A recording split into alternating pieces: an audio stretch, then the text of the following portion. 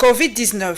La République démocratique du Congo affiche un taux de létalité de 2,4% et 43 des guéris.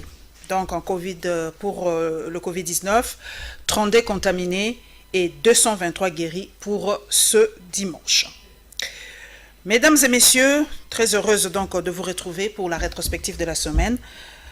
Ce dimanche, nous avons le réel plaisir de recevoir le premier vice-président de l'Assemblée provinciale de Kinshasa, Francis Tchibalabala. Il n'est plus à présenter. Je crois que c'est la troisième fois, si je ne me trompe pas, qu'il passe à Info 7.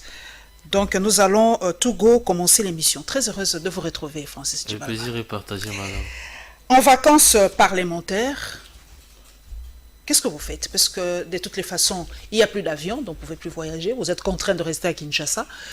Qu'est-ce que vous faites pendant ces vacances? Est-ce que vous rencontrez vos administrés? Pendant les vacances parlementaires, les vacances parlementaires ne sont pas là pour favoriser justement le voyage des députés. Donc les vacances parlementaires, en principe, l'objectif est de permettre aux députés de descendre dans leur circonscription électorale pour faire la restitution de ce qu'a été la session qui vient de se clôturer, aussi recevoir de ces électeurs leurs desiderata, s'enquérir de la stricte vérité de choses qui se passent dans sa circonscription électorale pour que, lors de la session qui va s'ouvrir, que les problèmes là soient portés justement à cette assemblée, donc au niveau de l'assemblée.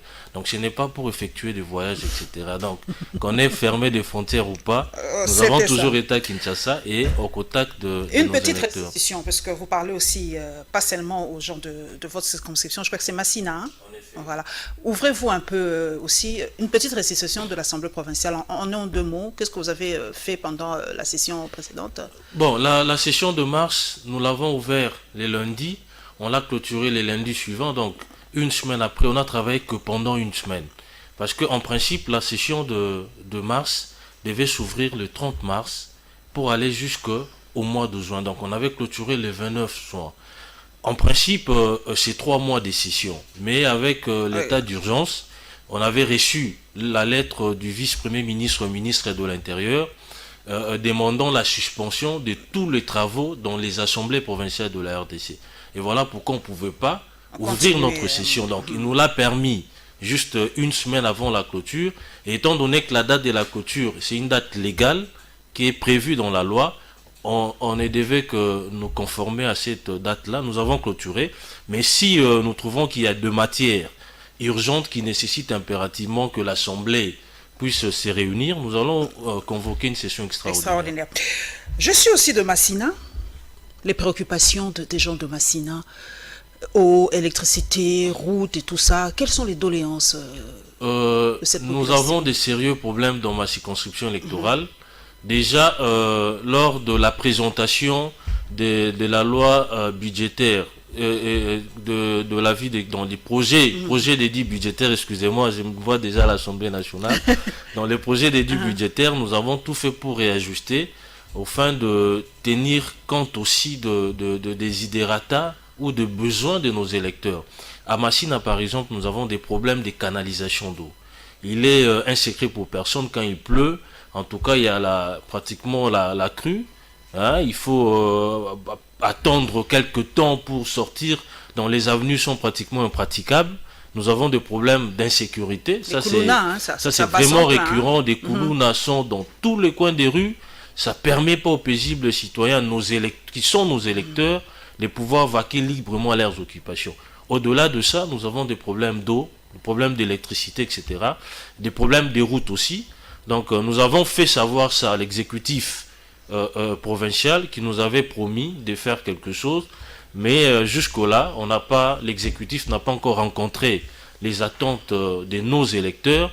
Nous espérons que, avec les difficultés qu'ils ont connues au niveau de la ville, je crois que dès que les choses vont redevenir opérationnelles, c'est-à-dire dès qu'il y aura la levée de l'état d'urgence et tout, et ils vont certainement mobiliser de moyens pour rencontrer les besoins de nos électeurs. Voilà, nous allons prendre le tout premier condensé, mesdames et messieurs, c'est par rapport au Covid-19. La réunion, le compte rendu de la réunion du comité du Covid-19 et évidemment la réaction de M. Fayoulou par rapport au Covid-19.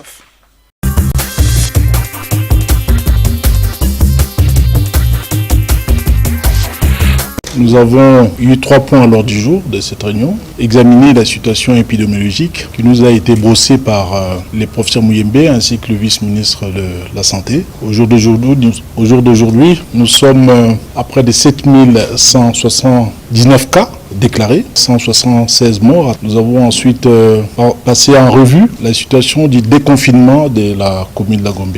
Nous avons constaté que les mesures restrictives, les mesures barrières édictées par les autorités du pays n'ont pas été respectées à 100%. La plupart des Quinoises et Quinois ne portent pas leur masque. Nous avons aussi constaté l'irresponsabilité de certaines chaînes de télévision qui font de l'intoxication en disant que la maladie n'existait pas ici dans notre ville de Kinshasa. Mais les Quinoises et Quinois doivent savoir que la maladie sévit ici dans la ville de Kinshasa. Il y a des gens qui souffrent de cette maladie, il y a des gens qui en meurent, il y a des gens qui guérissent aussi. La seule façon de ne pas attraper cette pandémie, c'est de porter de façon obligatoire le masque et de garder aussi la distanciation sociale. Nous avons observé dans les chefs des responsables de structures qu'ils n'organisent pas la distanciation sociale dans leurs structures, dans leurs magasins, dans leurs bureaux, dans leurs commerces. Ils n'organisent pas non plus le dispositif de lavage de mains à l'entrée de leur business. Dans les jours qui viennent, les contrevenants seront donc appréhendés par la police. Alors, le troisième point, la réflexion que le Premier ministre a lancée sur la levée de l'état d'urgence, mais sous certaines conditions. Bon, il appartient au chef de l'État d'en décider. Notre pays, comme la planète tout entière, subit une nouvelle preuve. Il s'agit de la redoutable pandémie du coronavirus. Je tiens à témoigner mon respect et mon admiration au personnel médical et aux équipes de riposte qui luttent contre la pandémie partout à travers les zones infectées du pays. Vous êtes des dignes filles et fils du Congo et la patrie vous est reconnaissante pour votre dévouement. Je voudrais également exprimer toute ma gratitude et remercier les bénévoles, les mouvements citoyens et associations qui sont aussi engagés dans ces combats, notamment dans son volet social. J'apprécie à juste titre le soutien multiforme de la communauté internationale et des citoyens du monde qui se mobilisent pour aider la RDC à lutter contre cette pandémie. Je présente avec une émotion particulière mes condoléances aux familles des victimes du coronavirus. Je souhaite par ailleurs un prompt rétablissement aux malades et j'ai béni le Seigneur pour toutes celles et tous ceux qui sont déjà guéris. Je n'oublie pas la douleur des parents qui voient leurs enfants mourir tous les jours à cause des épidémies de rougeole et choléra ainsi que de la faim. Chers compatriotes, ne prenons pas à la légère cette pandémie de Covid-19. Observons scrupuleusement les mesures barrières. Soyons responsables. Au minimum, portons les masques quand nous sommes avec d'autres personnes et lavons-nous les mains régulièrement.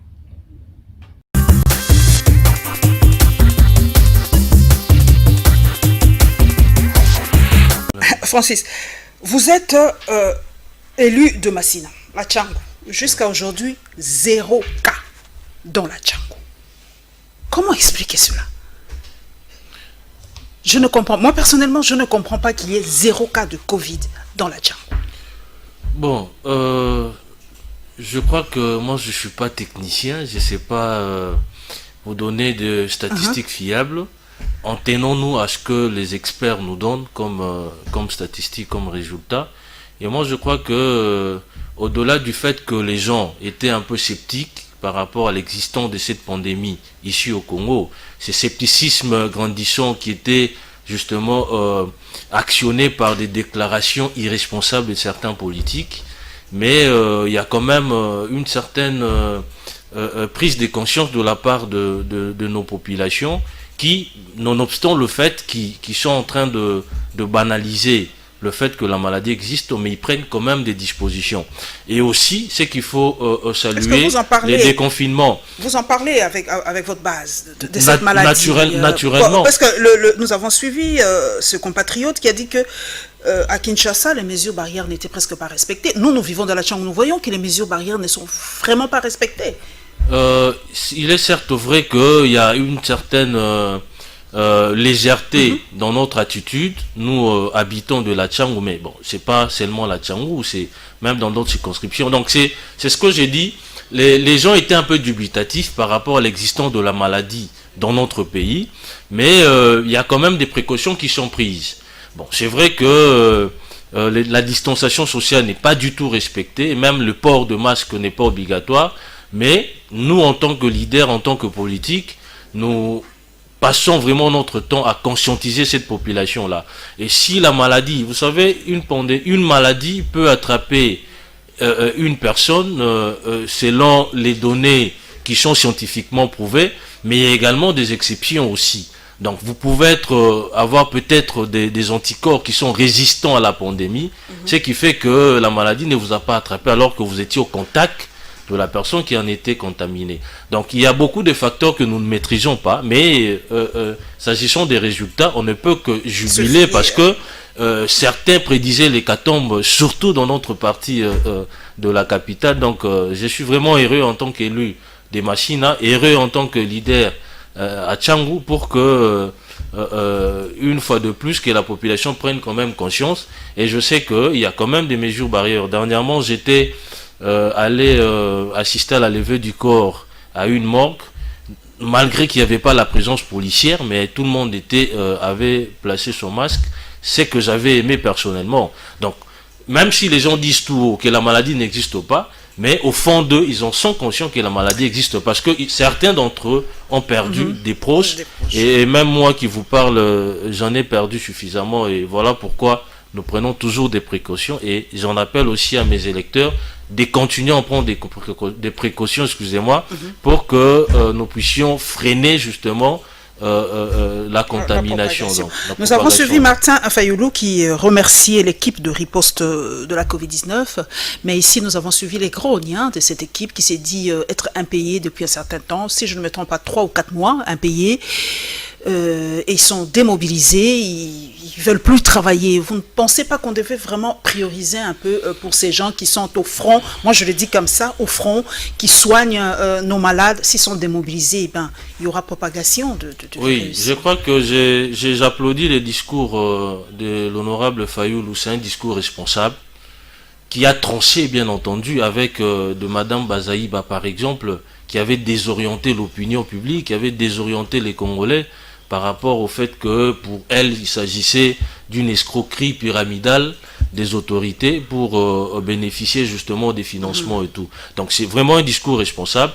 S'agissant des personnels soignants, les présidents d'ailleurs avaient lui-même reconnu la bravoure et la détermination des médecins ainsi qu'infirmiers qui sont dans la riposte de cette pandémie. Il avait même orienté justement l'enveloppe destinée à l'organisation de nos 60 ans à leurs primes, pour qu'ils en servent des primes. Donc déjà, le président reconnaît et il les soutient. Mais s'agissant de la paix, j'avais suivi récemment les ministres qui avaient dit qu'il y a plusieurs moments qu'il leur avait demandé, c'est-à-dire à la coordination, de lui transmettre les listes de ceux qui étaient au front, justement. Malheureusement, ces listes tardaient. Et après, on a rajouté des gens qui n'étaient pas. Donc il y avait vraiment... Une sorte de mafia toujours oui, il avait demandé à ce qu'on puisse un peu remettre de l'ordre, vérifier qui était, qui n'était pas, parce qu'on ne peut pas donner l'argent à celui qui n'avait pas travaillé. Dans les temps qu'ils remettent de l'ordre, je crois qu'ils seront servis. Et c'est leur droit aussi les plus légitimes, parce qu'on ne peut pas comprendre qu'il y a des gens qui ont travaillé pendant 3 mois qui ne sont pas payés. Donc c'est dû, bien entendu, à peut-être à cette lenteur de la transmission de la liste, et aussi qui pouvait faciliter à l'autorité de connaître l'effectif normal des personnes qui doivent bénéficier justement de cette paie. 7169 cas à peu près en République démocratique du Congo, et nous continuons à prolonger l'état d'urgence. On avait prorogé dernièrement l'état d'urgence. Mais c'est là... les gens se plaignent. C'est vrai qu'il y a des confinements de la commune de la Gombe, les activités peuvent reprendre. Francis Tchibabal, est-ce que nous allons vivre avec la Covid? Nous allons vivre avec. Bon, vous savez, madame, ce qui est plus important, c'est l'être humain. La vie est plus précieuse que n'importe quoi. On ne peut pas accepter de sacrifier nos compatriotes parce qu'il faut que l'économie tourne, parce qu'il faut que les activités tournent en plein régime. Donc nous avons une menace qui est réelle, une menace qui est en face de nous. Il faut prendre des dispositions pour préserver les Congolais. On a besoin, vous savez madame, dans certains pays, ils cherchent ce qu'on appelle la ressource humaine. Nous avons cette ressource-là, et la ressource humaine est très importante pour le développement d'un État. Donc on ne peut pas accepter qu'il y ait l'hécatombe, comme c'est le cas sous d'autres cieux. Voilà pourquoi nous sommes en train de préserver notre population. Et d'ailleurs, cette stratégie a payé. Vous voyez seulement le nombre de contaminés et même les taux de létalité. Donc ça prouve à suffisance que la stratégie est en train de payer. Et on doit continuer les temps qu'on trouve quand même le vaccin ou le remède. Je vais terminer. Là je m'adresse à l'élu de Massina. Beaucoup de mes compatriotes de là se plaignent des prix de facture de la régie des eaux et de la SNEL. Je ne sais pas si vous en avez entendu parler. Beaucoup disent que c'est une forme d'escroquerie qu'a fait la régie des eaux. Où, ils ont simplement multiplié le prix des factures. C'est comme si on n'avait pas eu une sorte de... ce cadeau, je permets de la gratuité, merci, du président de la République. Les factures sont arrivées en hausse. Est-ce que vous en avez entendu parler? Bon, est-ce que les gens se sont J'ai entendu quelques compatriotes me dire, mais moi je ne suis pas agent de la régie des eaux. Mais vous êtes élu du peuple, votre voix porte. Si vous allez à la régie des eaux, on vous écoutera. Vous êtes élu du peuple. Les factures sont calculées en fonction du volume d'eau consommée. Je crois que c'est en mètres cubes. Je sais pas exactement, je suis pas expert. Mais c'est par rapport au volume. Si par exemple, parce que les factures ne peuvent pas venir, vous pouvez pas être taxé du même montant tout le mois. Tout dépend de la consommation d'eau. Tout dépend de la quantité d'eau consommée par vous. C'est comme ça que les factures viennent. Il peut se révéler que ces mois, par exemple, vous avez consommé beaucoup d'eau. La facture ne viendra pas de la même manière que la facture précédente ou la facture antérieure. Donc je ne sais pas trop confirmer justement cette plainte, si réellement il y a une surfacturation. Mais je crois que nous avons des dirigeants qui sont responsables. Ils ne peuvent pas charger la population. Déjà, nous sommes dans une situation... Je suis votre administré, il faut y aller un peu à la régie. Oui, en effet, mais en tant que... D'ailleurs, ça nous permet, nous sommes pendant les vacances parlementaires, les temps pour nous d'effectuer des descentes. Malheureusement, avec la Covid, on ne sait pas aller au contact de nos électeurs. Donc, mais nous allons vérifier, si tel est le cas, en tout cas, nous allons hausser la voix pour que les choses puissent changer. Nous allons, mesdames et messieurs, parler du 30 juin. Cette semaine, nous avons célébré les 60e anniversaire de notre indépendance. On a élevé, comme vous le savez, le tout premier président de la République démocratique du Congo au rang de héros national. Et beaucoup de gens ont trouvé cela bien, mais il y a toujours des récalcitrants qui n'ont pas accepté cela. Je vais d'ailleurs demander à Francis s'il est pour ou contre l'élévation de Joseph Kasavubu comme héros national. Et évidemment, on a rendu aussi un hommage vibrant au tout dernier ancien combattant qui a en tout cas participé à la Deuxième Guerre mondiale, donc en 1940-1945, Daniel Mouki, qui a rendu l'âme il y a plusieurs mois déjà et qu'il a été enterré dignement. Image, s'il vous plaît.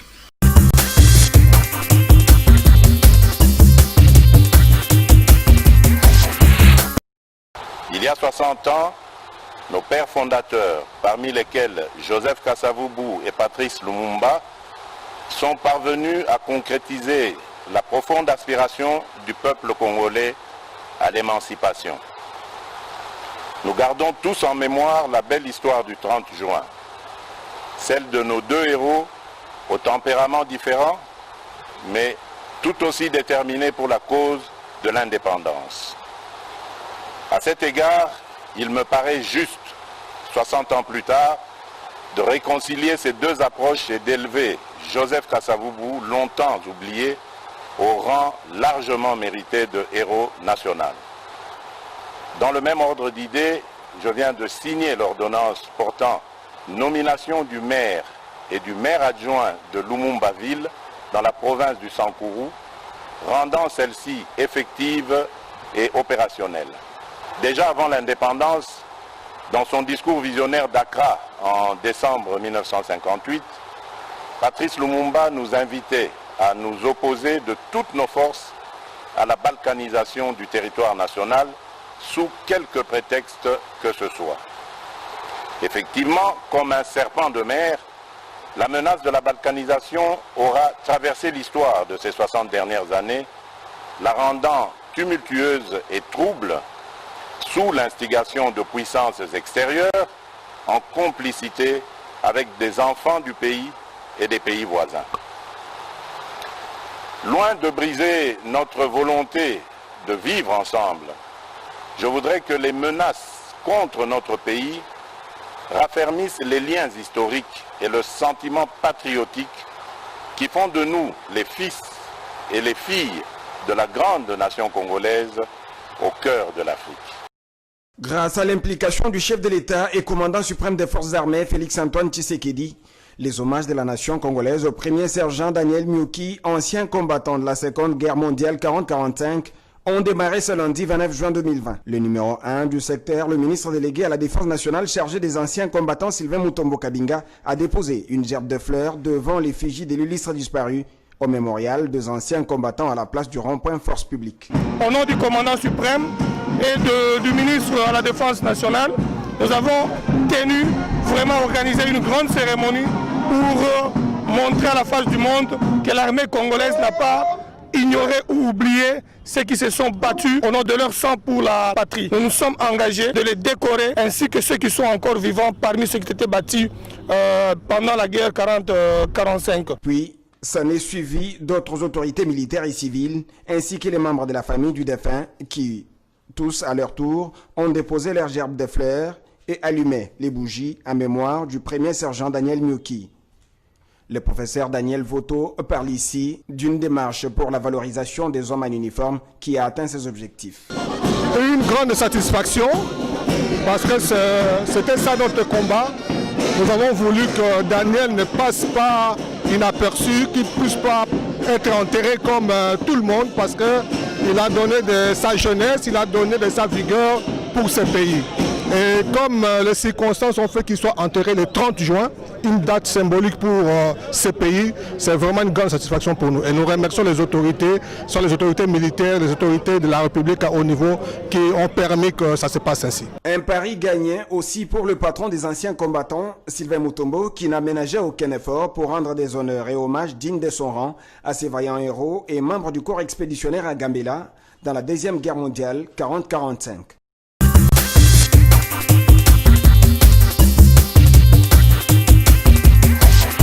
Francis, nous avons suivi le discours du chef de l'État par rapport à l'élévation de Joseph Kasavubu comme héros national. Question directe, pour ou contre? Je suis pour. Pourquoi? Non, mais vous savez, madame, si Patrice Emery Lumumba a été consacré héros national par les dirigeants congolais ou l'ancien président, c'est par rapport à ses prouesses. On a reconnu en lui une personne qui luttait contre la balkanisation, c'est-à-dire contre l'impérialisme, etc., contre les traitements que subissaient nos sœurs et frères, infligés par les colonialistes. Donc, c'est-à-dire, c'est par rapport à ses prouesses qu'il a été reconnu comme tel. Et moi, je crois qu'à côté de lui, il y avait quelqu'un aussi, avec l'Abaco, etc., qui s'était battu, non seulement pour l'indépendance, mais aussi contre ces genres de pratiques. Et surtout qui fut notre premier président, et il s'était illustré dans une gestion optimale des ressources de l'État. Vous savez, héros national, ça ne veut pas seulement dire que vous puissiez mourir pour un pays. Vous pouvez effectuer ou accomplir des exploits. Sur base de ces exploits-là, les gens peuvent vous reconnaître comme étant un précurseur par rapport à votre lutte ou à votre combat et vous reconnaître justement cette étiquette. Je prends l'exemple par exemple d'Étienne Tshisekedi d'aujourd'hui. Tout le monde sait qu'il s'est battu bec et ongle au prix de sa vie pour l'instauration de l'état de droit, pour l'instauration d'une justice équitable dans notre République. Il a combattu les antivaleurs, etc. Est-ce qu'on ne peut pas aujourd'hui reconnaître en ces messieurs une certaine... Lui n'est pas héros national, je sais. Il n'est pas héros national. Il n'a pas été élevé, il n'a pas été élevé héros national. Il a eu le prix dans l'ordre Kabila, Lumumba, etc. Donc, vous voulez qu'il soit en tout cas par rapport héros à ses prouesses, national. par rapport à son combat, par rapport à tout ce qu'il a réalisé, je crois qu'il les mérite bien. Bon, j'aime bien le parallélisme. Par rapport à son combat, il mérite d'être héros national. Mzé aussi, certains diront, par rapport à son combat, c'est le tombeur de Mobutu, qu'on le veuille ou pas, c'est Mzé. Mzé aussi a droit d'être élevé au rang de héros national. Vous savez, madame, chacun aura ses raisons. Voilà, hein, c'est pour dire que nous sommes dans une république où la liberté d'expression, c'est la règle.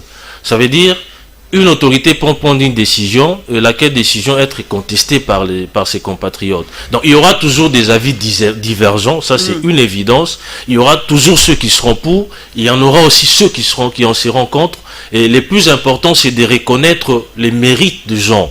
Il faudrait à un moment donné s'arrêter, essayer de regarder dans le rétroviseur par rapport aux réalisations des uns et des autres, voir qui mérite réellement une certaine reconnaissance de la nation. Donc il ne faudrait pas ici, parce que vous ne partagez pas ses convictions, parce que vous n'êtes pas de sa famille politique, contester une certaine élévation de la personne qui, naturellement, sur base des critères objectifs, l'aurait mérité. Donc le plus important ici, c'est d'avancer. Cette reconnaissance, c'est vrai, elle est venue un peu plus tard, mais elle valait son pesant d'or, parce qu'on ne peut pas mettre dans les paniers de l'histoire une personnalité comme le président l'a relevé. Ils étaient de tempéraments différents. Hein. On connaît Lumumba était bouillant, chaud bouillant, il parlait, il disait ce qu'il pensait. On se réfère à son discours du 30 juin par rapport à Kasavubu qui était plus pondéré, plus calme.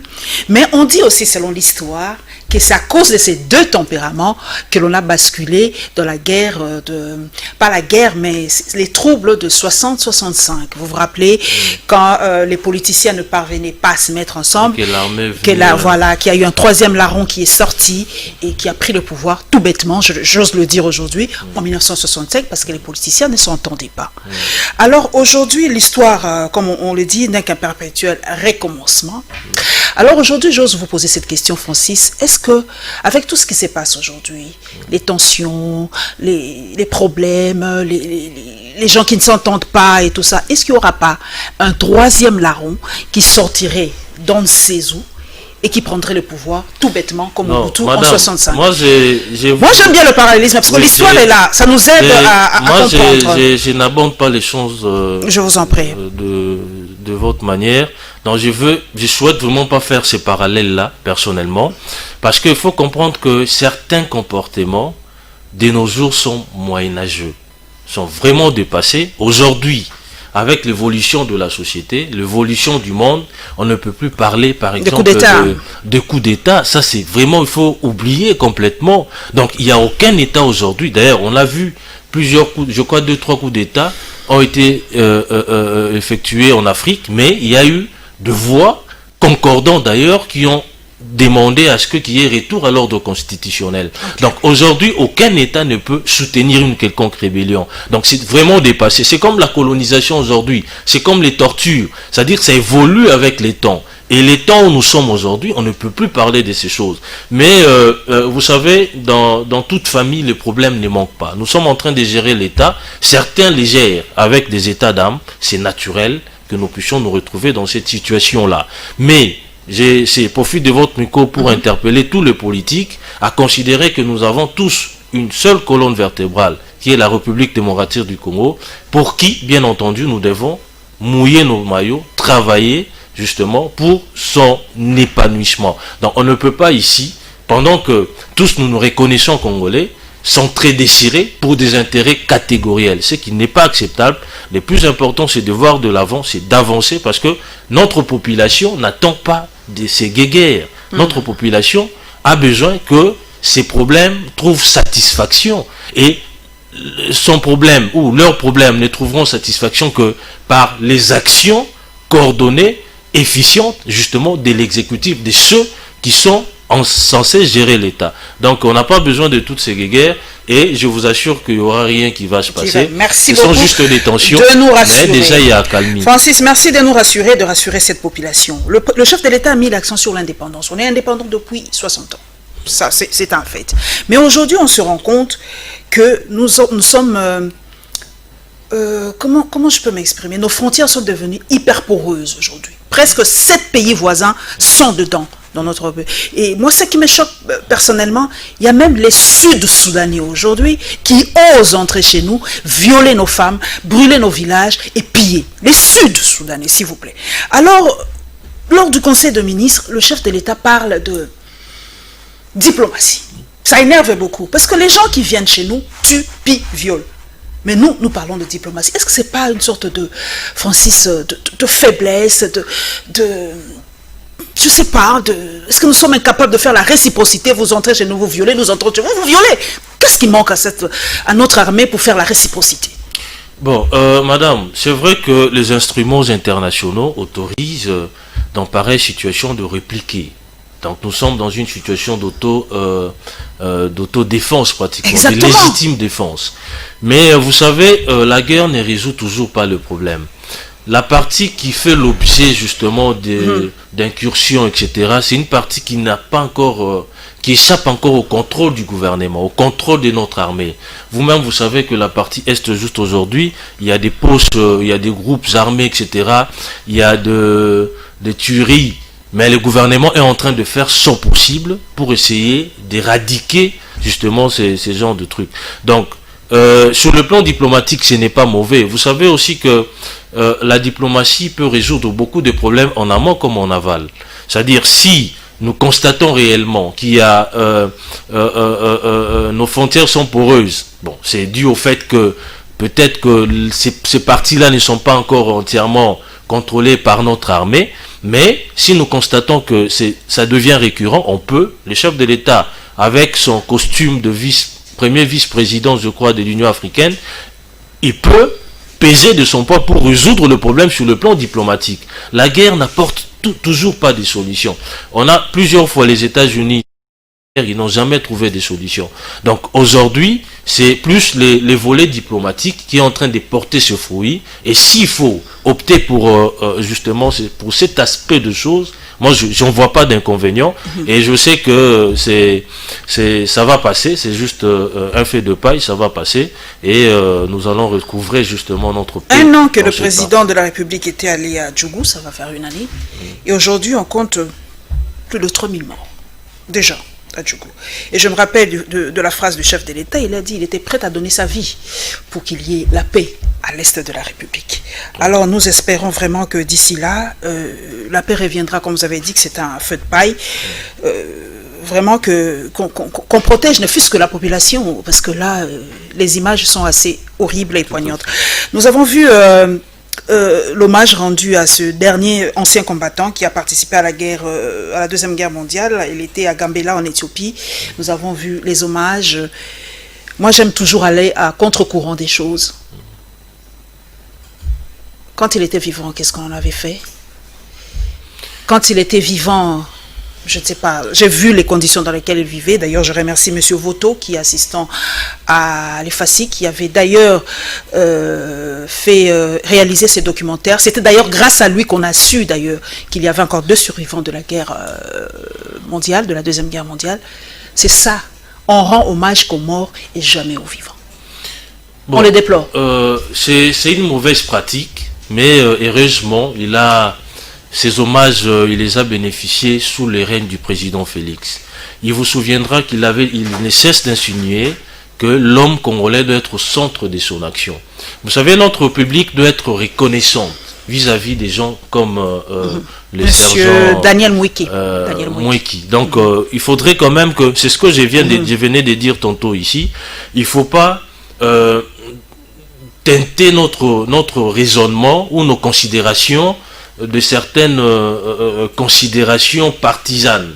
C'est-à-dire parce qu'il n'est pas de ma tribu, parce qu'il n'est pas de ma province, parce que nous ne partageons pas les mêmes convictions, je m'interdis de regarder objectivement ces réalisations. Donc, il faudrait quand même que la République adopte cette attitude de non seulement d'encourager ses fils et ces filles qui sont en train de faire des exploits, mais aussi les accompagner. Il ne suffit pas d'encourager, il faut aussi être à leur chevet quand ils ont besoin justement du secours de la République. Donc déjà, j'applaudis, je félicite le président de la République, j'applaudis les ministres des anciens combattants qui déjà à la prise de ses fonctions, il s'était fixé cela comme cap, comme objectif à atteindre. Il est vraiment au chevet des anciens combattants, il est vraiment au contact des anciens combattants, et c'est vraiment une très bonne chose parce que ces gens-là, aujourd'hui, les gens se plaignaient que nos anciens léopards sont abandonnés à leur triste sort, alors que ce sont des gens qui ont quand même hissé haut la République démocratique du Congo, avec les exploits qu'ils ont fait, etc. Donc il faut qu'on reconnaisse, c'est une manière pour nous d'encourager aussi ceux qui peuvent faire quelque chose pour porter haut l'étendard de la République. Nous allons à l'Assemblée nationale, mesdames et messieurs. Vous avez suivi depuis quelques semaines cette péripétie de la loi Minaku Sakata. D'ailleurs, le chef de l'État en a parlé lors de son discours. Évidemment, il y a eu suspension de ces 3 propositions de loi. Ça a été suspendu, mais nous avons ouï dire que peut-être vers la rentrée de mois de septembre, probablement, on remettra ça sur la table. Passera pas. C'est ça la grande question. Donc, 3e élément, mesdames et messieurs.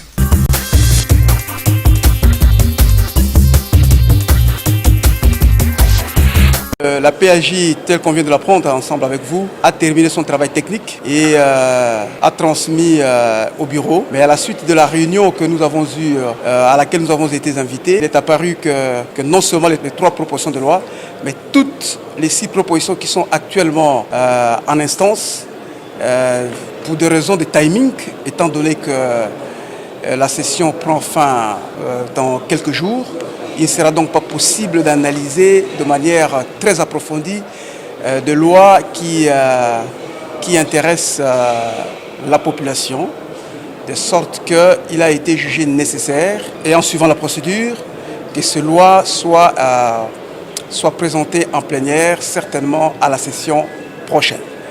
Ce qui fera que pendant ce temps, les différents initiateurs, qu'il s'agisse de 3 propositions de loi qui nous concernent ou d'autres propositions de loi, que nous puissions faire un débat citoyen avec la population, avec les magistrats, avec l'Église, pourquoi pas, et avec les étudiants, les universités, parce que nous sommes également des enseignants, pour qu'on puisse comprendre le bien fondé de ces propositions de loi. Je dois bien ajouter que le niveau de manipulation, d'intoxication a atteint un niveau tel que les gens ne savent même plus lire le contenu de ces textes.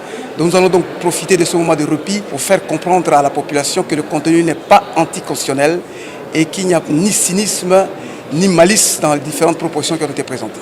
Voilà un peu de manière sommaire ce que nous pouvons dire, tout en retenant qu'il ne s'agit que de propositions de loi.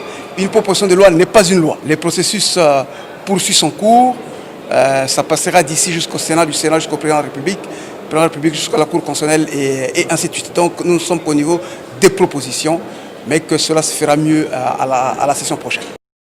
Dans son discours à la nation en marge du 60e anniversaire de l'indépendance de la RDC, Félix Antoine Tshisekedi a soutenu qu'il n'acceptera sous aucun prétexte une réforme du statut des magistrats.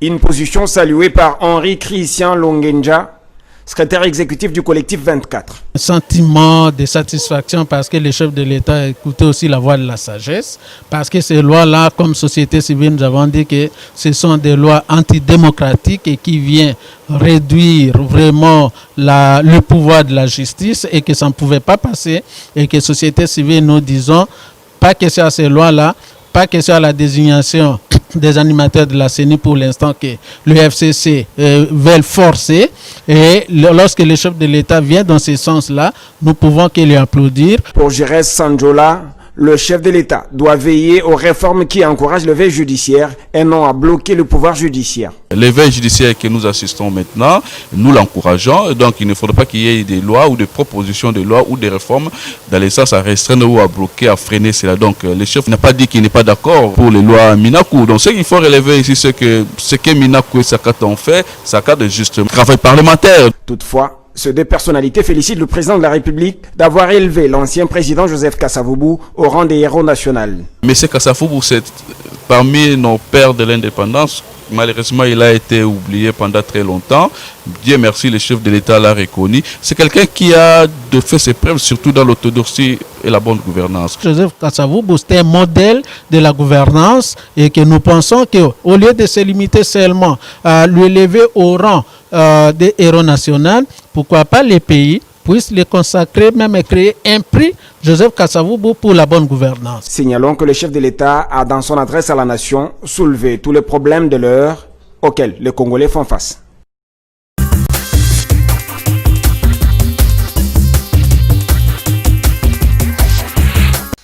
Francis, vous êtes député. Une proposition de loi, ce n'est pas une loi. On l'a dit, on le sait clairement. Alors pourquoi ça excite les gens, permettez le terme aujourd'hui? Ce n'est qu'une proposition, tout simplement. Il a dit, votre confrère, si je me permets, a dit que ça passera à l'Assemblée, ou à la Commission, à l'Assemblée, au chef de l'État, à la Cour constitutionnelle. Il y a des étapes à suivre. Mais pourquoi ça excite la population, cette loi?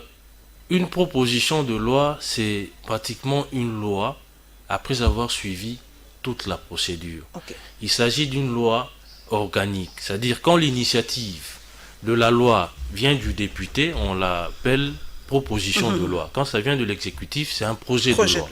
Donc, il y a eu une proposition de loi qui a été initiée, 3 propositions d'ailleurs, qui ont été initiées par le duo Sakata-Minaku, qui devaient suivre en principe leur cours normal.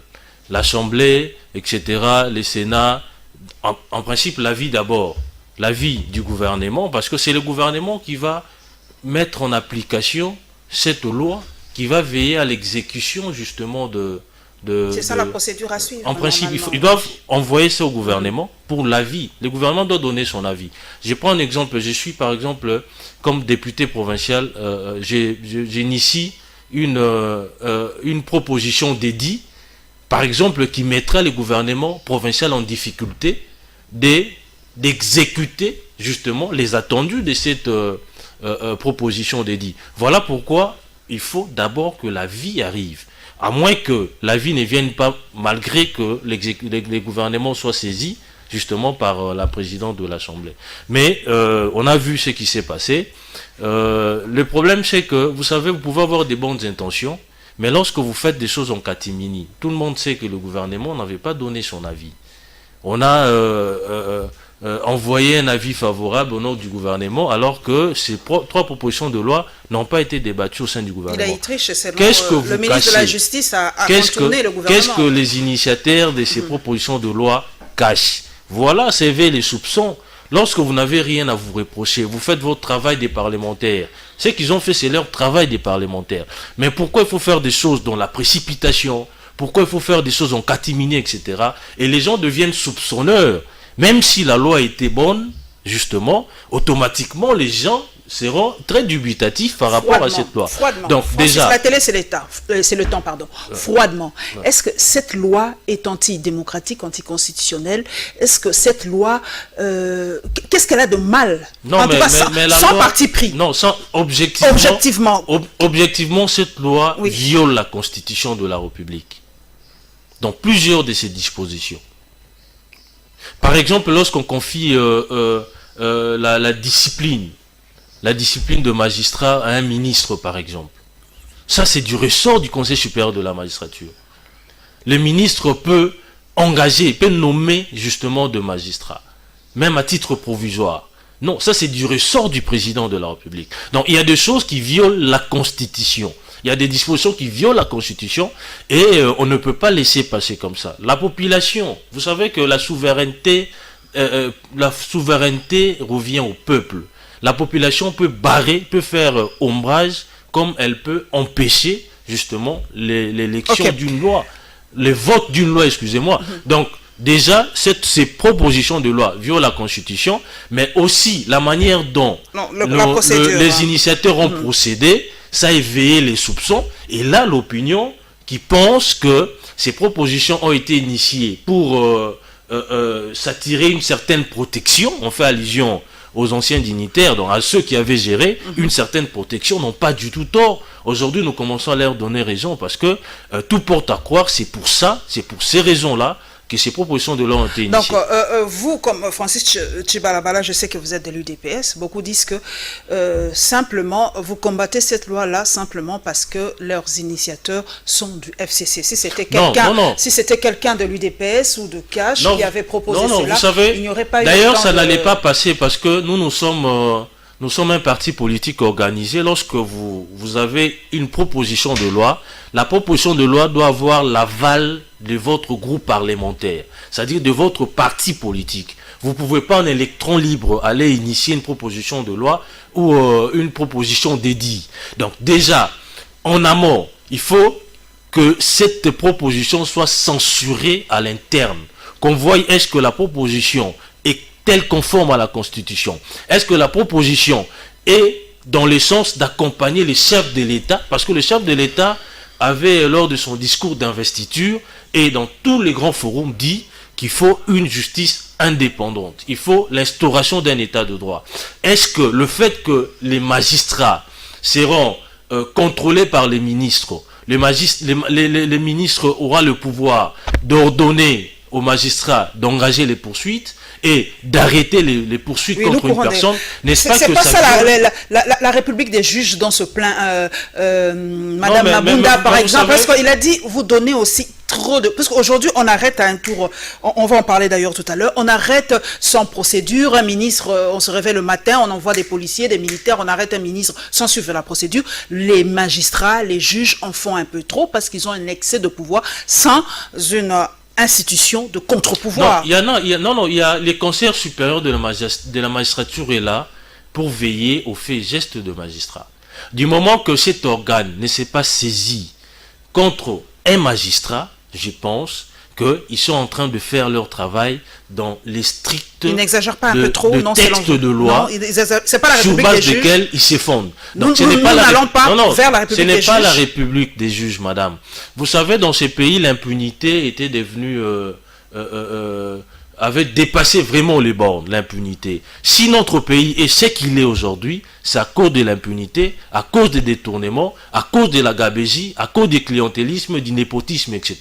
On ne doit pas continuer comme ça, madame. Nous aspirons tous à l'émergence de notre pays et il faut appliquer de loi. Il faut qu'il y ait des gens qui soient derrière nous qui sommes dirigeants, nous sommes... en train, les gestionnaires bien entendu. Il faut qu'il y ait des gens qui puissent veiller à nos faits et gestes. On ne peut pas ici recevoir carte blanche, poser des actes en violation des textes et bénéficier d'une certaine couverture, d'une certaine protection. Ça ne fera pas avancer les choses. Nous ne sommes pas dans une république des juges, mais seulement l'état de droit refait surface, mais seulement les juges aujourd'hui ont une liberté de travailler. Et je crois que c'est une très bonne chose. Moi qui suis gestionnaire, par exemple, je suis maintenant en train de contrôler tous mes faits et gestes. J'ai les pouvoirs de signer, mais avant de signer, je dois veiller. Est-ce que je n'ai pas violé la Constitution? Est-ce que je n'ai pas violé les lois organiques? Est-ce que je n'ai pas violé les lois ordinaires? Donc, je suis vraiment méticulé. Je suis en train de mettre des gants avant de poser des actes. Et c'est comme ça qu'on va relever notre pays. Merci beaucoup. Nous allons parler d'ailleurs de l'arrestation du ministre de la Justice parce que selon les réseaux sociaux que nous suivons, il a démissionné, mais nous n'avons pas encore la source officielle de sa démission. Elle est encore là malgré que le chef de l'État ait demandé sa déconnexion du Conseil du ministre. Et nous allons parler de la réaction de Denis Mukwege, le prix Nobel de la paix. Il avait été cité comme étant parmi les commanditaires de la République du Kivu. Nous avons suivi les photos, je l'ai posté personnellement, le drapeau qui a flotté dans la ville de Bukavu parlant de la République du Kivu. Alors, le prix Nobel de la paix a réagi. Suivons.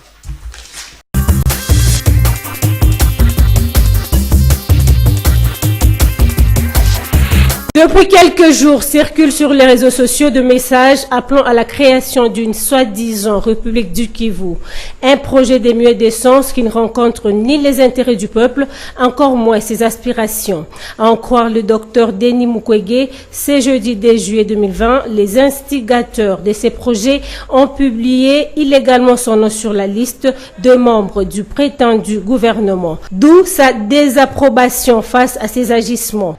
Je tiens tout d'abord à exprimer ma désapprobation face à ces agissements qui relèvent de l'usage du faux et de la diffamation passible de poursuites judiciaires. Sous un ton sévère, le prix Nobel de la paix attire l'attention de la population sur le piège que cachent ces fallacieux projets visant la déstabilisation du pays. Ces auteurs seraient le même traître qui, depuis 25 ans, en complicité avec des forces étrangères, imposent à nos populations des guerres et des souffrances insupportables. Leur but est de nous voir divisés et affaiblis pour mieux piller nos ressources naturelles et asservir notre population. Tout en dénonçant fermement l'indifférence de la communauté internationale dans cette affaire, Denis Mukwege appelle le gouvernement à mener des investigations afin de mettre hors d'état de nuire les auteurs de ces complots. J'appelle la justice congolaise et la justice internationale enfin d'œuvrer à l'établissement d'un tribunal pénal international pour le Congo et ou des chambres spécialisées mixtes pour poursuivre et condamner les auteurs des crimes commis au Congo depuis au moins 30 ans jusqu'à ces jours. Le prix Nobel de la paix s'est dit déterminé à défendre la RDC dans toutes ses frontières en restant attaché à l'unité nationale, à la justice et à la paix. L'arrestation du vice-premier ministre, ministre de la Justice et garde des Sceaux est abondamment commentée. Pour Isaac Bakoukou, cadre du Parti démocrate chrétien, le Premier ministre confond la procédure de s'adresser aux garants de la nation. Il a déploré les propos du secrétaire permanent du PPRD. Nous sommes choqués parce que ce n'est pas comme ça que le Premier ministre s'adresse au président de la République. Nos amis, ils s'expriment par émotion, par saut d'humeur. Il faut qu'on donne la chance aux magistrats et que le magistrat doive s'amender, qu'ils reviennent dans le sentiment que la justice élève une nation. C'est ça ce que nous souhaitons. Ce défenseur de droits de l'homme, Carlos Mupili, soutient qu'il s'agissait bel et bien d'une arrestation arbitraire, mais il suggère que la justice soit indépendante. Il s'agissait peut-être d'une faute administrative. Lorsqu'on est encore dans les affaires, c'est le moment de mettre la justice forte et indépendante et une justice qui respecte les droits de l'homme. Parce que Mouzé Laurent Désiré Kabila, rebelle, a prêté serment devant la Cour suprême de justice que Mobutu manipulait. L'UDPS doit se souvenir, elle est venue d'où? Ses ancêtres de 60 à 80 avec Mobutu, ils ont manipulé la justice. François Mouabali, cadre du PPRD, trouve pour sa part que les propos des Chadari sont normaux en tant que chef du parti. Il rappelle aussi que le PPRD est le géniteur d'état de droit inscrit à l'article 1er de la Constitution. Il y a une justice, il faut suivre des voies tout à fait légales pour pouvoir interpeller un ministre de la Justice. On n'a pas été d'accord. Voilà pourquoi le camarade secrétaire permanent du PPRD, Ramazani Chadar Emmanuel, a haussé le ton en tant que commandant des troupes.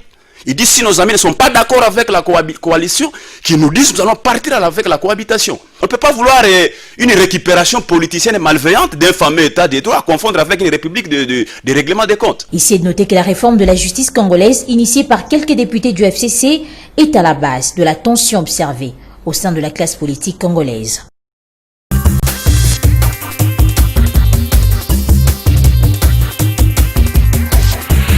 Francis, avant d'entrer dans les propos du prix Nobel de la paix, nous revenons à l'arrestation du ministre de la Justice. Hein. Il est VPM d'ailleurs, non? En effet. De la Justice.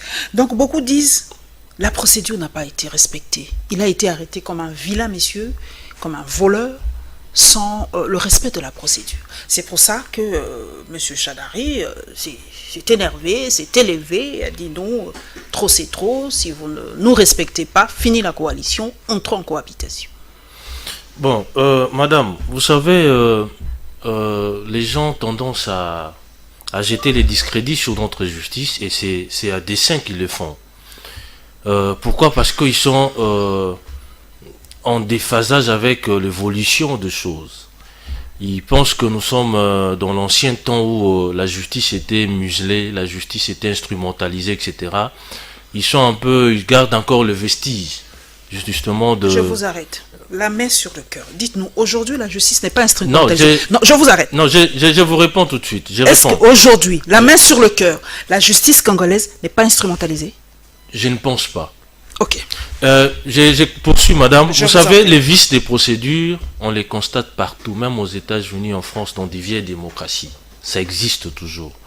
Mais les gens, l'opinion doit retenir aussi. Vous pouvez être ministre. Il bénéficie justement de... avant qu'on enclenche de poursuites contre un ministre, par exemple, il faut l'autorisation. Ils sont sous le régime de l'autorisation de l'Assemblée. Mais lorsqu'il s'agit de la flagrance, on n'a pas besoin de cette autorisation. C'est comme les immunités parlementaires. Donc vous avez des immunités, mais lorsqu'il y a flagrance, on peut se passer de la levée des immunités et mettre la main sur vous. Donc moi je pense, si les procureurs estiment qu'il y avait effectivement flagrance, et sur base justement de cette flagrance, qu'il a mis la main sur le vice-premier ministre de la Justice, je crois qu'il ne s'est pas écarté du droit. Et là encore va s'inviter un autre débat, celle de savoir si celui de savoir si réellement il y a eu flagrance ou pas. Exactement. Là, c'est vraiment une discussion et chacun va tirer les draps de son côté, mais nous devons reconnaître que les vices de procédure, ça existe dans tous les pays du monde. Vous nous avez dit que la justice aujourd'hui, elle est totalement indépendante. Totalement la main sur le cœur. Mais les gens ont aussi cette impression que la justice est devenue les bras séculiers où il y a aujourd'hui des règlements de compte. Comme je ne peux pas t'atteindre directement, eh ben, j'utilise la justice aujourd'hui. Exactement, on dit qu'aujourd'hui, ce sont des règlements de compte par justice interposée. Si c'était ça les postulats, si c'était ça la vraie raison, en tout cas, il nous faut construire une autre prison. Tous ceux qui sont en liberté aujourd'hui, ils traînent des casseroles. Tous ceux qui ont géré dans ces pays. Bon, pas tous. Il est certes vrai qu'il y a aussi des gens honnêtes, des gens intègres, des gens sérieux, qui n'ont pas trempé dans des détournements, etc. Mais je vous dis, la plupart de ceux qui étaient aux affaires ne seraient pas en liberté. Donc, il ne s'agit pas de la chasse aux sorcières, il ne s'agit pas des règlements des comptes, seulement les Congolais ou tous les citoyens doivent comprendre que dorénavant, nous devons mieux nous tenir pour éviter justement d'être aux prises avec la justice. Donc, il ne faut pas nous amener sur un terrain subjectif, parce que ça c'est une fuite en avant. Lorsque vous posez des actes, vous devez en assumer les conséquences. Nous avons suivi le prix Nobel de la paix. Il a dit que son nom a été cité dans cette dans ce fameux gouvernement de la République du Kivu. Mais aujourd'hui, on sent ce relent revenir. Moi, c'est vrai que vous n'aimez pas les parallélismes, mais moi j'aime bien parce que l'histoire nous aide toujours à jeter un coup d'œil et voir un peu ce qui s'était passé. Aujourd'hui, on a l'impression, Francis, de revivre 1960. Aujourd'hui, avec ces relents de tribalisme, avec ce relent de sécessionnisme qui revient, la séparation. Comment on appelle ça d'ailleurs, quand un État sorti de la sécession, tout ça, ça revient en force. Et cette semaine, nous avons vu ce fameux drapeau planté en pleine ville de Bukavu, aux yeux à la barbe des autorités. Comment expliquez-vous aujourd'hui, Francis, ce relent de sécession en République démocratique du Congo? Est-ce que notre nation aujourd'hui risque cette balkanisation qu'a tant redouté Patrice Emery Lumumba? Madame, vous savez que moi personnellement j'ai toujours considéré que la République démocratique du Congo est une vraie nation. Le vouloir vivre collectif, c'est notre partage. Vous savez, même s'agissant du tribalisme, moi je suis Kassaïen. La commune de Massina est constituée en grande majorité des gens du Bandundu. Mais j'ai été élu, je suis les maires élus dans cette circonscription électorale. Donc aujourd'hui, à Kinshasa, il y a des tribus qui se marient. Moi, dans ma famille, par exemple, j'ai des nièces qui sont équatoriens, qui sont du Bandundu, du Bas-Congo, etc. Donc je ne peux pas avoir une haine contre une tribu. Ça serait, bien entendu, creuser la fosse contre mes nièces et neveux. Donc, Ce sont des choses qui sont entretenues par des politiciens. Là, il faut le reconnaître. Qui tirent les ficelles. Hein. Pour besoin de, pour besoin des positionnements politiques, ils font ressurgir cette... Ce élan. Comment j'ai... cette histoire de tribalisme, de séparatisme, etc. Ce sont des choses qui profitent rien qu'aux politiques. Mais la population congolaise aujourd'hui exprime un vouloir vivre collectif. Et il est certes vrai que certains Congolais sont parfois bernés par ces genres de discours. Ils sont parfois séduits. Mais en grande partie, donc la population congolaise veut vivre ensemble, et les séparatismes, etc., sécessionnisme, tout ça, moi je vois pas cela s'est concrétisé dans notre pays, parce que vous avez vu juste après la réaction même de ceux qui vivent dans les Sud Kivu. Donc la majorité de ceux qui vivent étaient contre, ils ont condamné farouchement cette attitude. Donc si vous fouinez, vous remontez, vous verrez qu'il y a un politicien qui est derrière ça, et pour besoin des positionnements, il veut, c'est une manière pour lui de se faire entendre, de faire entendre sa voix. Et on vous reproche aussi, vous les députés, ces histoires de caucus 2. Ce sont des choses d'ailleurs que j'ai... Ce sont des choses que j'ai toujours... Est-ce qu'on ne peut pas limiter ça aussi à l'Assemblée nationale? Parce que par rapport, on va y arriver, mais par rapport au dossier par exemple de Ronsard Malunda, aujourd'hui ce sont les députés caucus Nekongo qui disent... J'aimerais vous dire une chose. Depuis que j'ai commencé mes études, même à l'université, ces histoires existent. Je n'ai jamais fait partie à un groupe des ressortissants des. Ce sont des choses qui ne nous aident pas à avancer. Voilà pourquoi c'est pratiquement une niche de ceux qui violent les textes, une niche des voyous pratiquement, excusez-moi les termes, c'est-à-dire vous allez vous commettre des faits infractionnels, quand on met la main sur vous, nous les ressortissons des... Ce sont des choses qu'il faut condamner. Les caucus des soutenants tels, non, c'est le président de la CENI. C'est quelqu'un qui sera, c'est l'arbitre suprême des élections futures. Il ne doit pas avoir une couleur provinciale, une couleur régionale par exemple. Donc c'est quelqu'un qui doit être au-dessus de la mêlée, qui doit se départir de toutes ces considérations-là. Sinon, on verra plus d'élus de sa province, sinon, on verra les candidats qui sera proclamé président, sera de sa province. Donc, il faut bannir ces choses. Moi, je me suis toujours inscrit en faux contre ces genres de pratiques, et je crois que les Congolais sont en train de comprendre des choses. Ils vont nous suivre sur cette voie-là, pour que les choses changent quand même. Nous sortons un peu de la politique, nous allons revenir, nous prenons un peu l'économie, nous allons parler du dossier Bokanga-Ludzo. C'est vrai, ça refait surface ces derniers temps, ce dossier, parce que le président, moi je l'ai suivi personnellement, dit il faut maintenant commencer à fouiner un peu dans le passé pour sanctionner un peu tout le monde, parce que d'ailleurs Francis l'a dit, il y a beaucoup qui traînent des casseroles derrière eux, donc ça sera assez chaud si on commence à fouiner partout.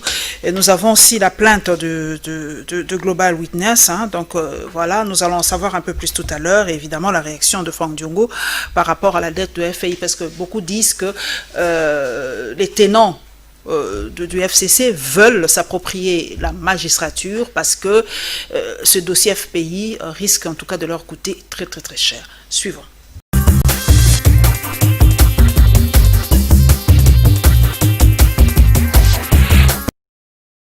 Qu'il s'agisse de la réforme en cours de la justice, que je compte poursuivre et approfondir, de l'indispensable rattrapage en matière d'infrastructures de base, de l'accès à la santé, de la pacification intégrale du pays ou de la préservation de l'environnement, le Congo a grandement besoin de ressources et de méthodes pour poursuivre avec succès la mise en œuvre du programme pour lequel vous m'avez élu.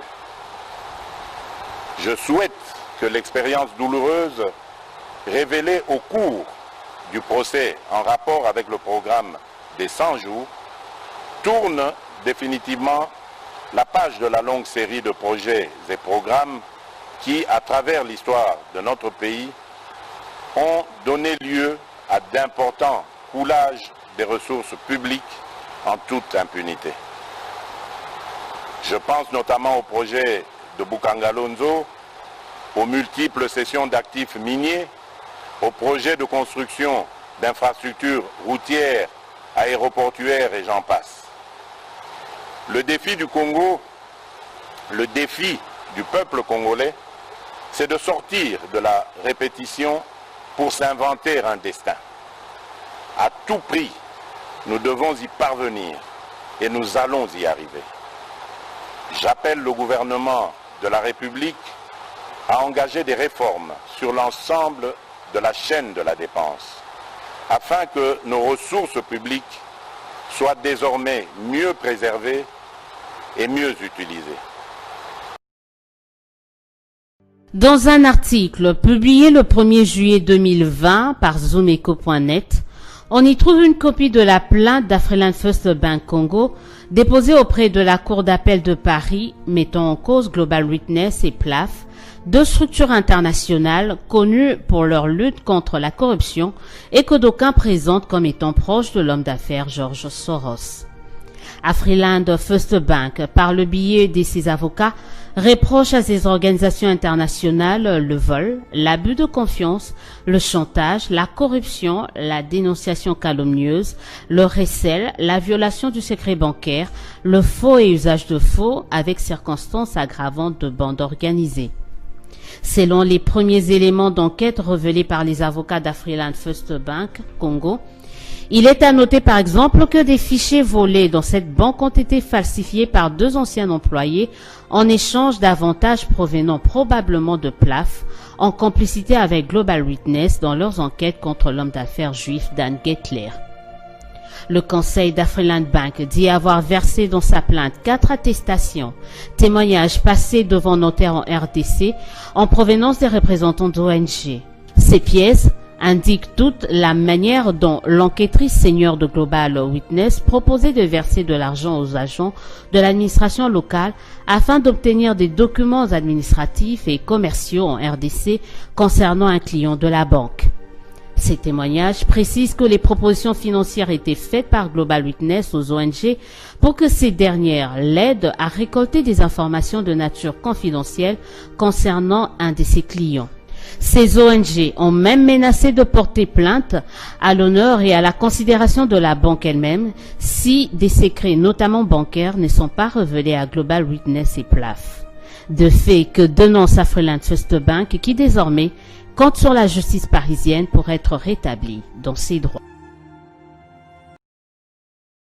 On prépare des réformes judiciaires pour amputer, endiguer, réduire le pouvoir du Conseil supérieur de la magistrature, les pouvoirs du président de la République, de sorte que le ministre de la Justice devient le tout-puissant ministre. Ça, c'est enjeu.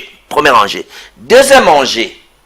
Avec la politique de combat contre l'impunité, contre la corruption, que le président Félix amène au Congo, parce que vous avez vu que dans les projets de 100 jours, c'est la première fois de l'histoire du Congo que l'État récupère 35 millions de dollars dans les comptes de l'État dans un procès. Raobank a payé une caution de 35 millions de dollars, c'est au trésor public. Dans les dossiers de 100 jours. Donc, et que un monsieur qui laisse sans injonction, qu'on juge son directeur du cabinet, qu'on juge le conseil financier de la maison publique en prison, qu'on juge son conseiller en prison. Alors ce monsieur, comme les gens du FCC, moi comme parlementaire, quand vous payez les dossiers de FPI, les membres de l'FCC doivent au FPI plus de 800 millions de dollars. Donc avec ça, la majorité des animateurs, les animateurs principaux, peut-être d'ici la fin de l'année, vont tous se retrouver en prison.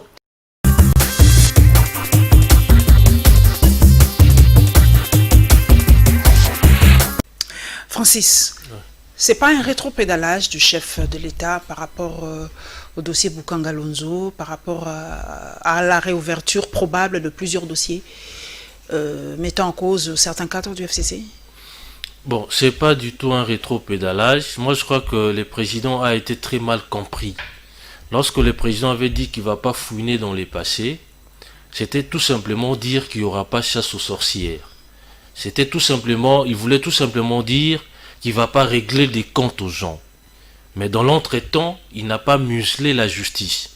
Il avait même invité tous ceux qui sont victimes des actes de ceux qui l'avaient précédé dans la gestion de la chose publique, de pouvoir saisir les causes des tribunaux.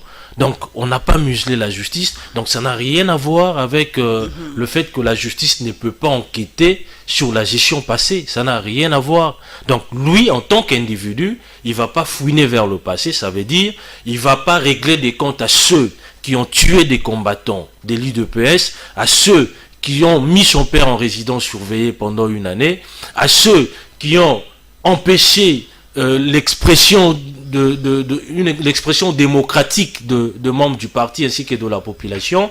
Il ne va pas régler des comptes à ceux qui se sont comportés comme des vrais tyrans par rapport au combat que l'UDPS avait mené. Donc c'est au fait ça. Donc ce n'est pas limitatif, ce n'est pas exhaustif, ça veut dire, mais la justice a les loisirs de faire son travail. C'est pour cela, comme l'a dit Franck Diongo, que les cadres, par rapport à cette loi Mina Kusakata, qui veulent museler la justice, reprendre le contrôle de la magistrature. C'est l'impression que ça donne. 800 millions de dollars qu'ils doivent au FPI, c'est quand même énorme. Bon, moi, j'aimerais mettre des gants parce que je n'ai pas... Moi, je crois que les propos de Franck Diongo, puisqu'il a dit que certaines personnes doivent 800 millions. Je n'ai pas de preuves, mais je crois que ceux qui doivent au fond, donc c'est les fonds, au FPI par exemple, ils doivent rendre ce qu'ils avaient bénéficié comme financement dans les cadres de leurs projets, etc. Donc si ils sont débutaires, ils doivent rendre justement ce que la créance qu'ils ont au FPI. Donc dire qu'ils veulent contrôler la justice pour qu'ils soient à l'abri des poursuites, bon, moi je pense qu'il n'a pas du tout tort, au vu des circonstances, au vu de la nature, même du fond justement de ces propositions de loi, mais je crois que personne ne va échapper à la justice. Ceux qui doivent à l'État vont justement... En filigrane, j'ai suivi Franck Diongo qui a dit, si le président de la République a pu, pas livrer, mais si le directeur de cabinet qui a été son colistier, je me permets l'expression pendant la campagne présidentielle, son directeur de cabinet, il a écopé de 20 ans de prison, alors... il sera sans pitié envers d'autres. C'est une façon de le dire. Non, c'est qu'il y a un mois, vous savez, c'est sa promesse des campagnes. Les présidents étaient formels. C'est ton problème. Si tu poses des actes infractionnels. Vous savez que dans l'arrestation, dans la condamnation du président Vital, celui qui a plus perdu, c'est les chefs de l'État. Il a perdu un allié de taille. Vital Kamerhe, ce n'est pas n'importe qui. Laisser que la justice mette la main sur lui, que la justice les condamne, je crois que c'est lui le grand perdant. Mais, vous savez, quand on est politicien, quand on est politique, quand on est responsable politique, on est président de la République, on fait des promesses à la population, il faut les tenir. Parce que si les présidents étaient interférés, par exemple, au procès 100 jours, au profit du président Kamerhe, ça serait pratiquement une carte blanche qu'il aurait donné à tous les gestionnaires. Madame, n'oubliez pas que la situation que notre pays connaît aujourd'hui, c'est à cause des détournements. C'est à cause de la corruption. Vous savez que l'argent de l'État, s'il était bien canalisé, on aurait exécuté des projets mégalomanes aujourd'hui. Donc, nous sommes pratiquement en train de jeter de base, nous sommes pratiquement en train de vouloir décoller, alors que en principe, on serait déjà en plein vol. En plein vol. Voilà. Merci beaucoup de l'expression. Nous allons atterrir, mesdames et messieurs, avec le dossier Malonda, évidemment, la réaction de Franck Diongo, parce que ça fait couler encore beaucoup d'encre de salive, comme ce matin. Merci à Actualité.cd, à Stani Boujakera, merci à Pascal Moulegua, parce que les informations, je les prends vraiment à la minute. Merci, parce qu'aujourd'hui, j'ai lu que certains députés Né-Congo, voilà, on y revient, le caucus Né-Congo soutient la candidature de Ronsard Malonda. C'est d'ailleurs par ça que j'ai découvert qu'il était du Bas-Congo ou du Congo central. Voilà, donc la marche de mouvement citoyen qui s'est déroulée ce samedi. Et évidemment, nous allons terminer par la réaction de M. Marcelin.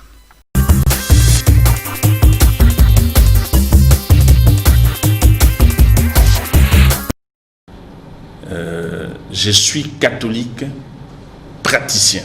Je ne peux pas, moi, accepter qu'on puisse m'attribuer de tels propos. Pour ceux qui me connaissent, ou ceux qui vont suivre notre entretien de ce jour, mon timbre vocal ne ressemble pas, ni de près ni de loin, au timbre vocal de celui qui a fait ce message. Au nom de Dieu, que ce monsieur soit pardonné. Cette voix, c'est comme la vôtre. Non, pas du tout. Que Dieu le pardonne. Et tous ceux qui ont propagé ces messages à travers les réseaux sociaux, moi, je les pardonne. Mais selon vous, qu'est-ce qui fait qu'on puisse vous attribuer cet audio? Oh, ça, il ne faut pas être spécialiste pour comprendre. Depuis mon passage comme témoin devant les juges au procès des 100 jours, je reçois les coups dans tous les sens. Tantôt, j'ai volé ou j'ai tenté de voler 2 millions de dollars des militaires. Aujourd'hui, je suis vilipendé comme si j'ai insulté son éminence le cardinal Fridolin Ambongo. Je peux vous dire, Madame Adèle, j'ai échangé hier avec son éminence le cardinal Fridolin Ambongo. Et il va me recevoir. Le début de la semaine ici, nous allons échanger des vives voix. Je ne pouvais pas accepter, c'est moi qui ai fait la démarche. Et Dieu merci, il m'a répondu. Nous avons échangé. Je me suis expliqué. Je ne peux pas faire passer une telle sanité, une telle chose. C'est pourquoi j'ai vite répondu à votre invitation pour éclaircir l'opinion que ce n'est pas moi. Je ne peux pas tolérer de telles choses. Je répète, je suis catholique praticien et ça, je ne peux pas jeter de l'opprobre sur mon pasteur, sur son éminence. Encore une fois, je pardonne tous ceux qui véhiculent cette fausse information. Ça ne vient pas de moi.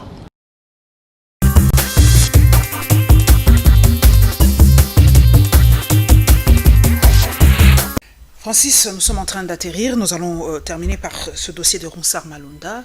C'est pratiquement le pouvoir qui ne veut pas de lui, de Ronsard Malonda. Et moi, j'ai d'ailleurs posté quelque chose, devoir de mémoire oblige. Il était quand même celui qui, lors du recours de Martin Fayulu, a pratiquement dit que c'est Félix Tshisekedi qui a gagné les élections. Mais aujourd'hui, paradoxalement, c'est l'UDPS, le parti au pouvoir, qui ne veut pas de lui. Non, vous savez, madame, lorsque on est sincère, on fait des choses en toute transparence. C'est ce que j'avais dit tout au long de votre mission, que vous savez, quand vous faites des choses en catimini, ça éveille les soupçons. Tous nous savons la manière dont il a été désigné. Il y a une tricherie, selon vous? Tous nous savons. Déjà, les confessions, certaines églises ont contesté le fait qu'ils n'étaient pas leurs candidats. Kimbanguistes, les musulmans. Et on m'apprend que l'église de Réveil aussi va emboîter le pas. Donc, d'après certaines indiscrétions. Donc, c'est pour vous dire que, déjà, il y a un vice des procédures. Au-delà de ça, même, madame, les critères qui a concouru ou qui a suggéré à l'élimination d'autres candidats n'était pas un critère objectif. Il y a des candidats qui ont été exclus tout simplement parce qu'ils appartenaient à la province du chef de l'État. Est-ce que c'est comme ça qu'on doit construire une nation, construire une république? Et ce sont des princes de l'Église qui ont imposé ces critères-là. Ils ont peut-être raison. Est-ce que le fait qu'ils n'ont pas du tout raison? Vous savez, madame, lorsqu'on parle république, il ne faut pas descendre dans les caniveaux par les provinces. Nous sommes Congolais par-dessus tout. Chacun doit jouer sa partition pour alors on laisse tomber la géopolitique. Non, mais non. On laisse tomber la géopolitique moi, dans le choix des candidats, dans le choix des ministres, dans le choix des PDG. On laisse tomber la géopolitique. Personnellement, j'ai toujours été contre la géopolitique. J'ai toujours fait la promotion de la méritocratie. Vous pouvez être de la tribu du président de la République du moment que vous avez un background, vous êtes compétent, on peut vous occuper des fonctions sans tenir compte de votre origine, de votre province, etc. Ce sont des choses qui nous font reculer de plusieurs crans, ce qui n'est pas intéressant. Donc je reviens pour dire que la manière dont il a été présenté, ça a éveillé les soupçons. Beaucoup de gens, et pourtant, beaucoup de gens n'ont pas voulu. Les gens, adoubé par l'Assemblée nationale, Francis. Nous courons vraiment par les temps. Il a été adoubé par l'Assemblée nationale. Il y a eu des députés qui étaient présents, qui ont voté. Voilà pourquoi. Qui a empêché les députés du pouvoir d'être là. Il y a un vice des procédures. Comment ça? Déjà, les confessions religieuses qu'il aurait désignées, certains contestent. Donc, d'où proviennent les signatures qui sont reprises dans les procès verbaux. Donc déjà, au-delà de ça, là, les processus qui a conduit à l'élimination des candidats, par exemple. Donc le fait de faire des choses dans la précipitation et en catimini, ça démontre que vous êtes Yangui Souros.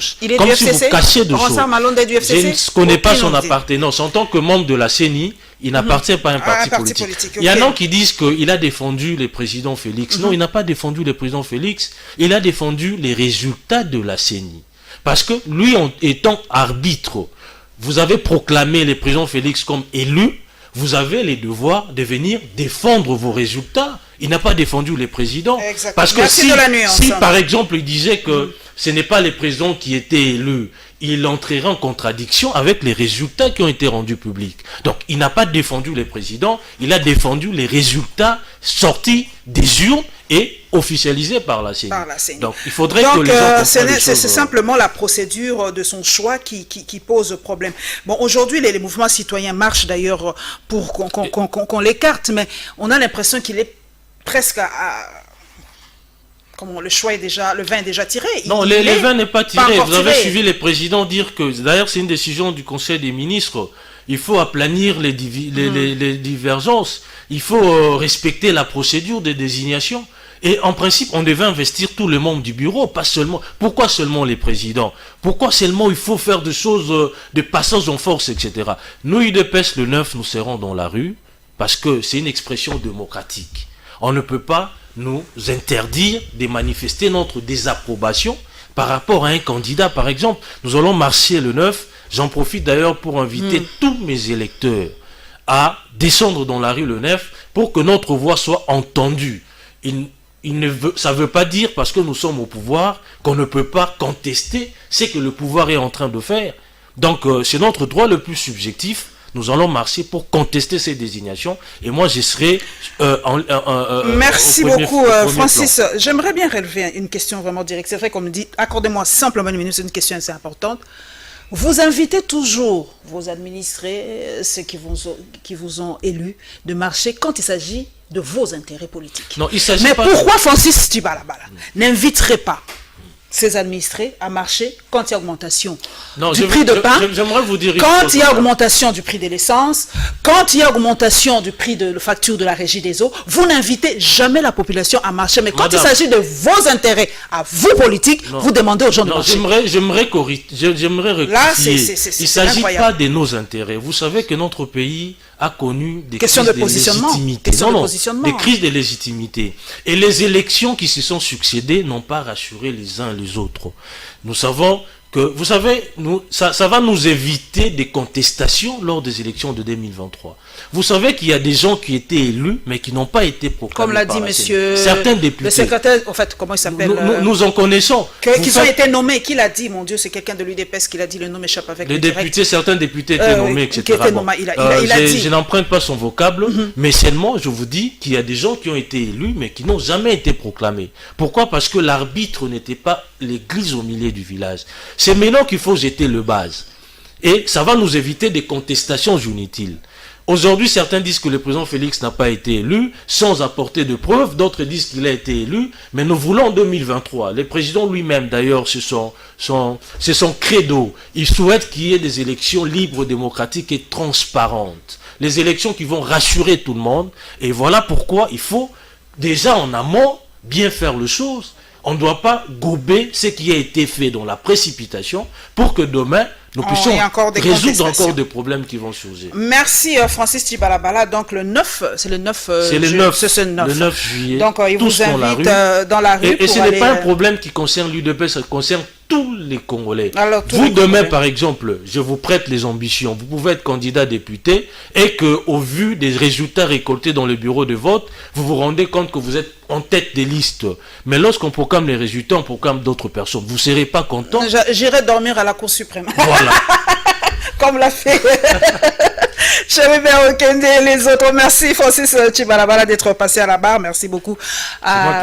Merci beaucoup à l'Assemblée provinciale. J'espère que les travaux vont répondre pour résoudre les multiples problèmes. D'ailleurs, pour le marché central, on n'a pas eu le temps, mais on a vu les femmes marcher. Par rapport au marché central, nous en reparlerons peut-être prochainement. Merci à tous les téléspectateurs et téléspectatrices de Congo Web Télévision, à tous mes followers dans les réseaux sociaux. Et je tiens à remercier un téléspectateur qui me suit depuis Bruxelles, non, Anvers, il est à Anvers.